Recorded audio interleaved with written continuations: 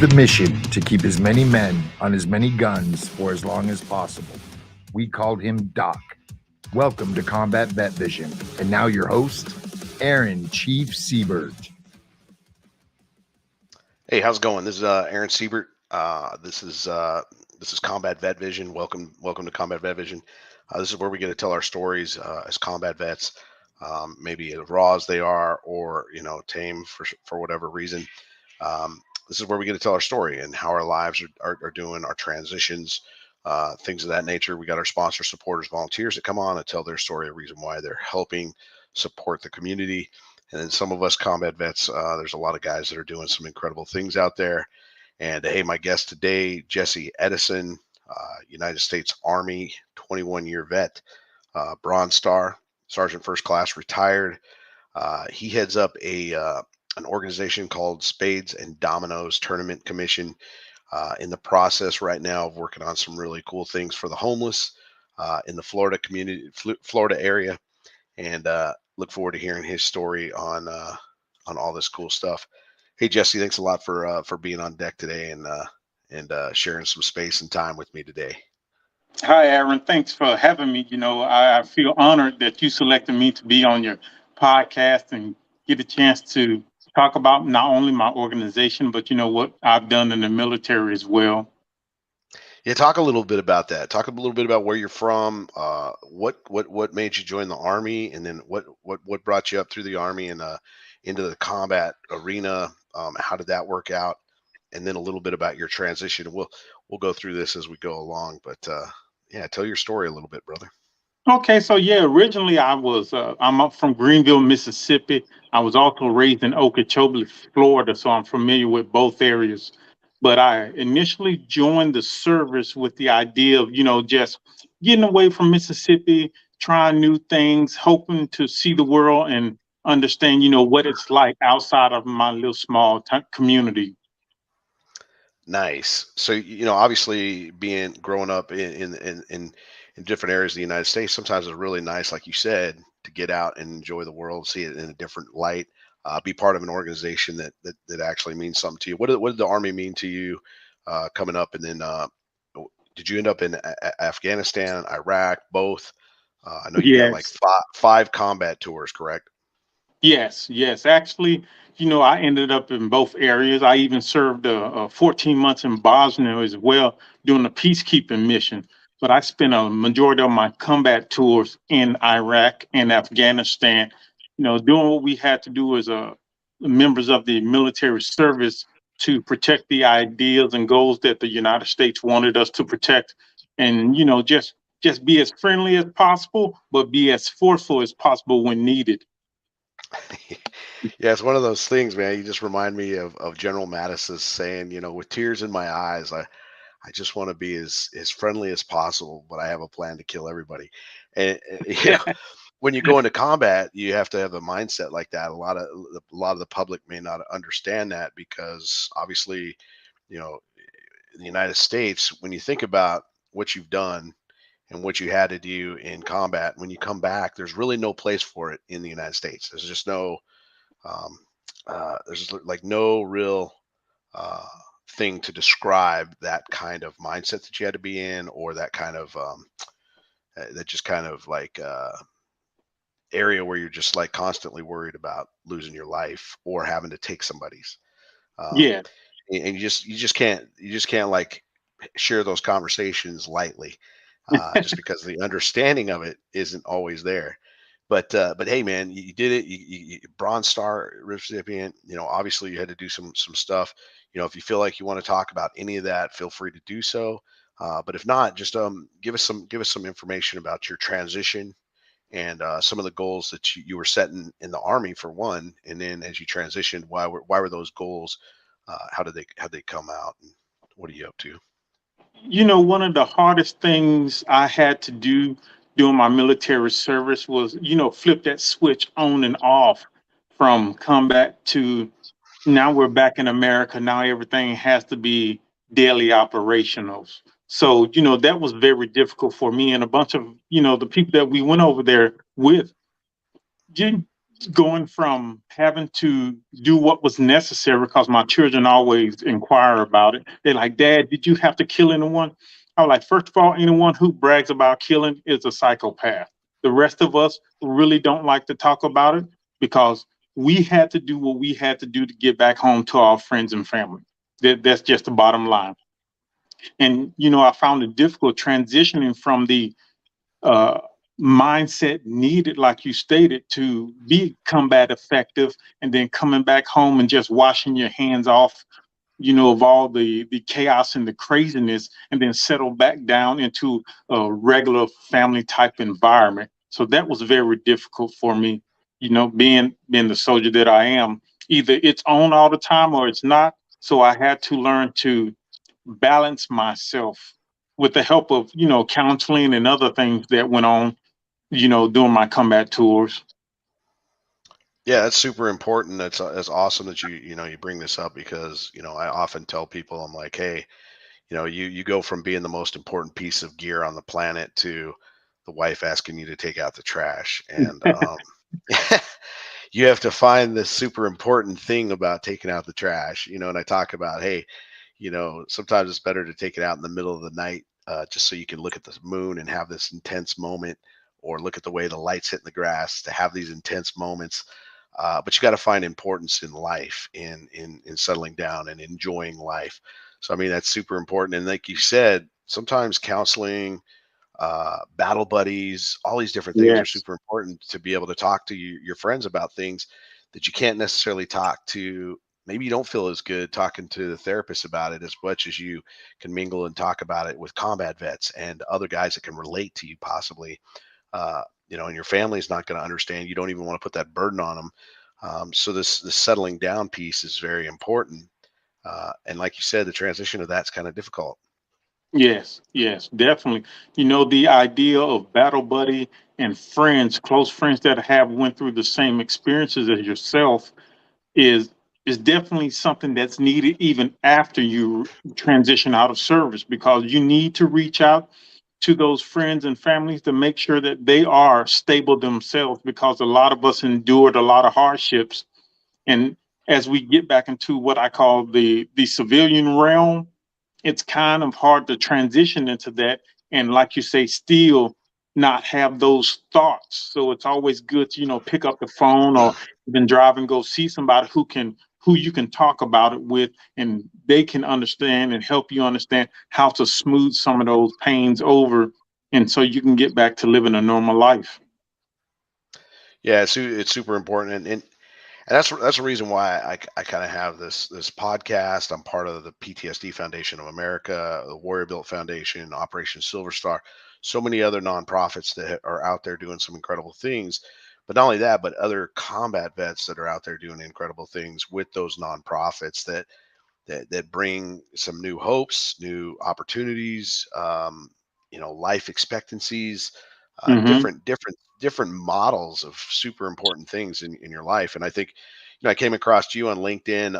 I saw that you had posted for someone's support, and you threw this whole homeless thing together that's kind of coming together. And this is something that you're working on, a project.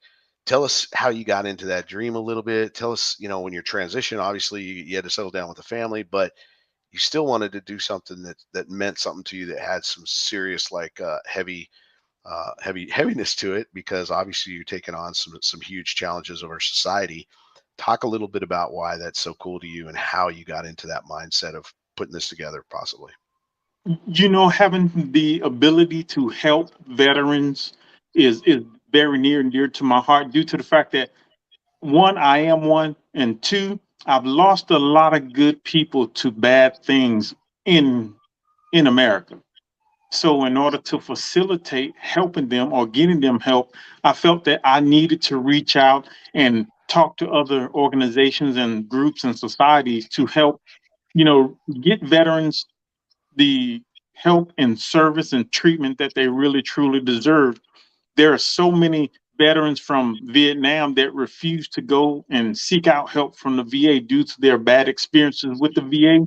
So I make it my business to coach those guys and gals into You really need to do this. I know you're homeless. I know you're hurting. I know it's uncomfortable to talk about, but in order to get you the help that you so rightly deserve, we need to get you in with the VA and make sure that everything is addressed appropriately. Yeah, that's a huge important factor, and I've gotten to the point where I really don't want to call what I do help.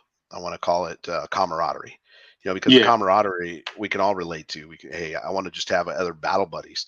I didn't get a chance to meet you personally. This is the first time we've talked on the phone. We've texted. I got your stuff across the thing, but you're a combat buddy. Uh, and now, you fall under my battle buddy list of guys in my phone that I won't hesitate to call and say, hey, man, do you got some directions for me or my other vets that are really dealing with some things? Because the camaraderie is super important. It's not necessarily like we need to help each other all the time, but we need to be able to have these cool conversations sometimes and just be like, hey, man, I just had this really cool talk with another combat vet that's just awesome. So, you know, you're right, man. The help is really hard to convince people to get. And usually when they need help, it's somebody else that's pushing the help button, not them yeah, directly. And yeah. so so talk a little bit about your organization, man, and this is what's helping fund this possibility, and where are you at, and what is your plans for the future for this homeless community that's getting ready to get built, and the possibilities for the homeless to have some reasonably priced housing, because I looked at the prices that you had put out there. I think it was like $600 and $1,200 for like a Yes. single, and these are some units that are going up in Florida, and that this is just the start of what you're trying to do, correct? Yes, yes, we're currently in Central Florida, and the idea is what we call homeless haven. And as you stated, it's a community with a community mindset for homeless veterans and homeless people, period, to allow them to reintegrate back into normal life. Because once you've homeless, you've been secluded and under bridges and in tents out in the woods. So there's a process that is needed for them to be what we would consider back to normal society. And the number one reason for this is because housing is ridiculous. I've been attempting to get veterans and homeless people housing, and they're asking for the first month, the last month, and the security down payment, which totals about $6,000 in Central Florida, and that is crazy, just over the top. When they need something affordable but yet still nice, and I'm not talking about not like a motel type environment where there's mildew in the corner, the carpets are from the 1930s. No, I'm talking about something that I would want my family to live in. So for me, that's very important to make sure that they have the proper, not only living facilities, but also the necessary tools and means to educate themselves and work through that redevelopment process that we intend to provide for them. So when you talk about this, this whole holistic type environment, one of the is a requirement going to be that they are in some sort of therapy, some sort of coordinated efforts, or is this something that you're also going to be providing along with the VA's help and support on this, or what other resources are you snagging to create, or are you just doing this as a homeless deal and they just fill out a application for it, and they're chosen somehow? Can you give me some scope on what your ideas are on that? The concept behind it is to not turn anybody down. If you're in a hardship, if you're homeless, if you need help, we're going to be there for you. And just as you stated, we're going to work in conjunction with other organizations to include the VA to make sure that they get counseling, because one of the biggest issues that we face as veterans is, having somebody to talk to that can offer us some sort of treatment for our issues. So prior to you getting in, we're gonna make sure that we address all your concerns, your health concerns, your medical concerns, your mental concerns, everything. We're trying to make sure that if you decide to leave homeless haven, you will be able to walk out with your head up, standing erect, knowing that you are going on to something bigger and better, and not we're just going to let you fall to the wayside back in, under a bridge or into the forest again. Right, right. Now, is this when you say this, what comes to my mind is, are you helping people that really are trying to get ahead in life or trying to move forward in a positive direction, or are you just going to help somebody that might utilize your program and really not be very good for for their neighbors in this facility, or as well as, because my concern would be like, hey, if I'm really trying, but the guy next door is not, he's still in drugs and he's doing all these things, or she's doing all this stuff that causes all these problems, and chaos, and here I am trying to get my life together. Where do you see that kind of dynamic there? Yeah, there's always going to be a few bad eggs in the bunch, but we are going to manage those individuals accordingly. What I tend to do with the community mindset is ensure that they have a purpose, even if it's working within the community. If we have to erect a garden, if we have to use those individuals as uh, cleanup crews, lawn maintenance crews, get them to doing something that it doesn't um, cost them too much of pain, but it also gives them a sense of purpose, because we know that if you just sit around and do nothing, you're going to go stir crazy. It's going to cause you to just go mad. No matter how nice the place is, if you're not doing something productive, you're going to fall back into the same suit you were when you first came to the facility. And we're going to try to alleviate that by having them work in the community around the area, training them to be maintenance crews, training them, which will help reduce the costs associated with such a large establishment. Right. No, that sounds good. I mean, obviously establishing, and this is something that's super important, is establishing a environment that's very suitable to positive momentum in a positive direction, as well as purpose, the whole sense of purpose, and then coordinating a lot of these things and managing these people's personalities as need be. I think is super awesome. I think what you got going on is a really cool deal. That's something that really kind of sparked me, because I know housing seems to be a big issue for some people, um, Yes. and obviously, what if how are you going to deal with the person that's just couch surfing? Because I hear a lot of problems, and the reason why you're the first person I've actually even had the ability to bring onto the show that kind of can talk about this. But I've had some buddies that had to do some couch surfing from time to time, but that's not considered homeless in the eyes of the VA. Sometimes, Hmm. sometimes you would look at it and be like, hey man, this guy's totally homeless, but he has friends still, so he's still doing some stuff, or she's still doing some stuff. um, how do you manage, and how do you look at the homeless versus guys that are about to be homeless, gals that are going to be about to be homeless? Where do you see that piece? Not to get in too many details, but Hmm. I know there's a lot to work out, but I just wanted to get your scope on that and just kind of feel for that. Yeah, there are a lot of intricacies associated with, vetting who gets priority and who doesn't. But the intent, like I stated, we're not trying to turn anybody around. If we can help you become better, even if you're couch surfing, jumping from friend to friend, at some point in time, friends even want you to get your life together. So if we can get you into the community, help you understand the direction you need to go to better your life, then we're doing our job.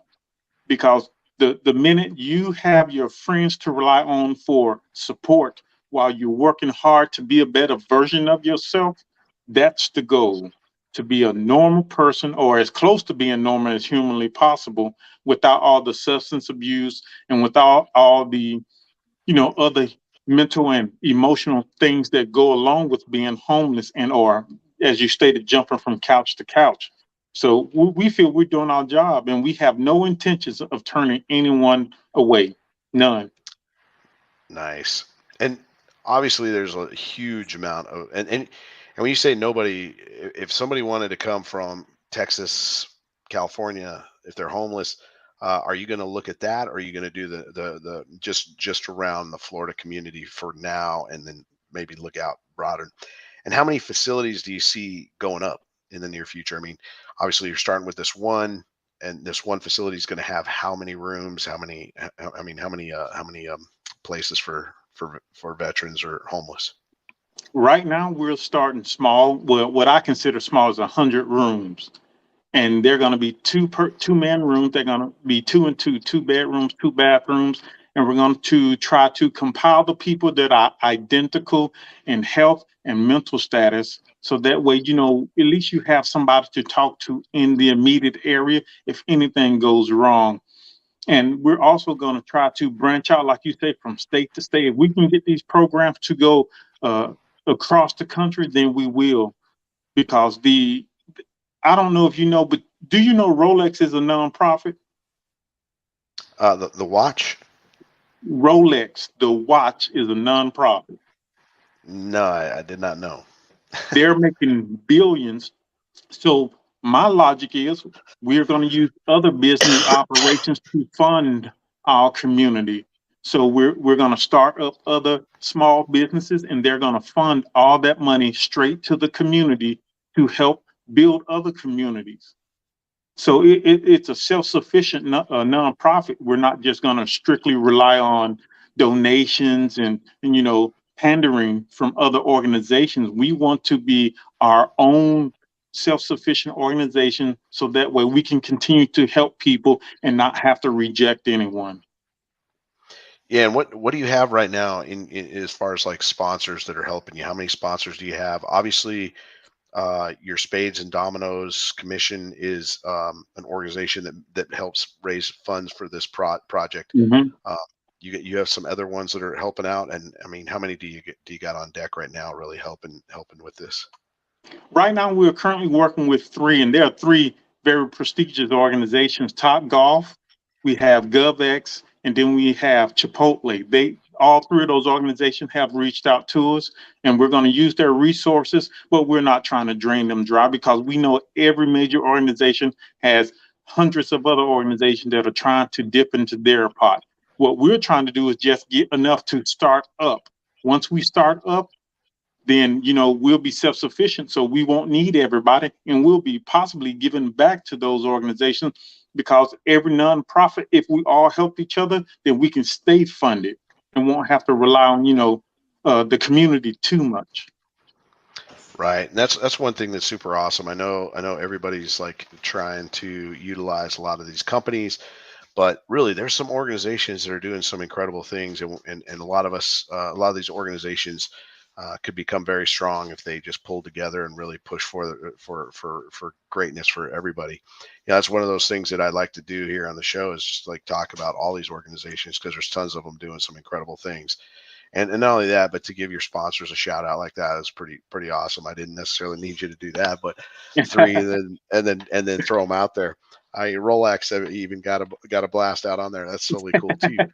And it's awesome, Jesse. It's great to see what you're doing, man. And I'm really happy to have met you, see you come across. I really try to reach out to some other organizations out there that are doing some incredible things and find out about them, because I need to learn myself, because I get hit up by a lot of different people saying, "Hey, do you got something? Do you got this organization? Do you know anybody that can help out with this?" And sometimes I don't have the answer. Sometimes I'm like, "No," but I need to reach out to guys like you and get the information, and then be able to be like, "Hey, man, I'll call you up. I got a guy that needs some housing, and he's like about ready to be homeless right now. Can you help him out?" And the answer is either going to be yes or no, or whatever you got. But talk a little bit about where you're at right now. Do you have any of these homes available? What are you doing to help the homeless right now? And what's the time frame on the buildings that you're working on? Right now, at the moment, we're still in the development phase of the process, but I do still help veterans and other organizations who seek me out to find resources for everybody. And I have a list of organizations that I go to when I need things. So, my Rolodex is pretty thick with these other veteran organizations, and I reach out to them. Yesterday, I just had a female. She wasn't even a veteran. She was just a spouse of a ex-military who passed away. So, the Gold Star member. So she reached out to me, and we had to get her some housing, temporary housing, until she got herself back on her feet. And even those with a small income or living on a steady income, I still try to do my best to reach out to other organizations and see what we can all come together and get these individuals. Awesome. Hey, that's great stuff. And if somebody wants to get a hold of you, please put your information out there. And you know, anything else you want to add, feel free to do so. And any other information, anything, I think it's awesome. I think you're an awesome resource. I'm probably going to hit you up with some things when I don't have the answers. Um, and it's all about that. And I hit up guys from time to time, and definitely going to hit you up, even though Yes. I'm the Southern California representative for the PTSD Foundation of America.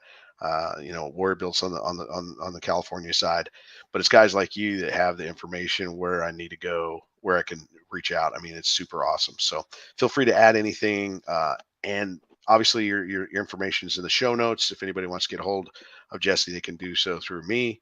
But Jessie, feel free to give out any other information that you might want to give, and your shout outs. Yeah, first of all, I want to thank you for selecting me to be on your podcast. I greatly appreciate it. I feel very honored that you chose me. And, thank to everybody that's supporting us. And, we just really want to do what we need to do to help everybody else out. I know America is always helping other countries, but my main focus is helping other Americans, because I truly believe if we can't help our own house, then how in the crap we going to help somebody outside of it? Exactly. And if somebody wants to get a hold of you, where can they Yep. find you? Just email me at jesse.edison@sandtc.com, or they can call at 407-614-4442. Awesome. Hey, real quick, talk about your Spades Dominoes commission.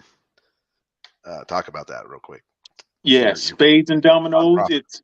It's a staple of house entertainment, but now we're trying to make it on a scale that's the most entertaining thing since poker.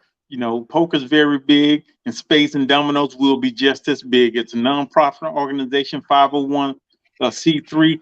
Any donations received or any sponsorship received, it can be tax deductible. So we're here to make sure that everybody have fun, but also for the greater cause, which is to help the homeless and veterans. Awesome, Jesse. Hey, I appreciate you being on the show, man. This is what it's about. Thanks for telling your story a little bit.